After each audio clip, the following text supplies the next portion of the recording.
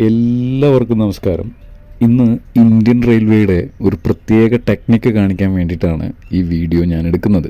Okay, ഇത് കൊച്ചുവേളിയിൽ നിന്നും indoor വരെ പോകുന്ന ഒരു സൂപ്പർ ഫാസ്റ്റ് എക്സ്പ്രസ് ആണ്.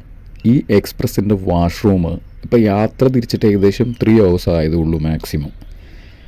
ഇതിൻ്റെ നമ്മുടെ ഇന്ത്യൻ റെയിൽവേ ഇത്രയും വൃത്തികേടായിരിക്കാൻ എന്ന് വെച്ച് കഴിഞ്ഞാൽ ഇന്ത്യൻ റെയിൽവേയുടെ വാഷ്റൂമുകൾ ഇത്രയും വൃത്തികേടായി കാണാനുള്ള ഒരു ടെക്നോളജിയാണ് ഇന്ത്യൻ റെയിൽവേ അവതരിപ്പിക്കുന്നത്.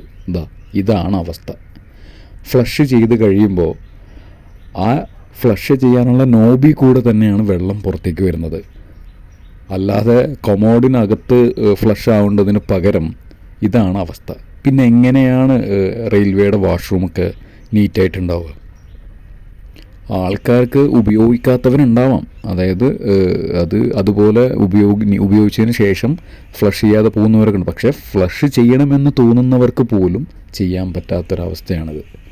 അതായത് നമ്മുടെ ദേഹം നനയാത്തത് ഭാഗ്യമെന്ന് വേണമെങ്കിൽ കണക്കൂട്ടാം. ഇതൊക്കെയാണ് ഇന്ത്യൻ റെയിൽവേ നമ്മുടെ ഇന്ത്യയിലുള്ള മഹാജനങ്ങൾക്ക് വേണ്ടി കാഴ്ചവെക്കുന്നത്.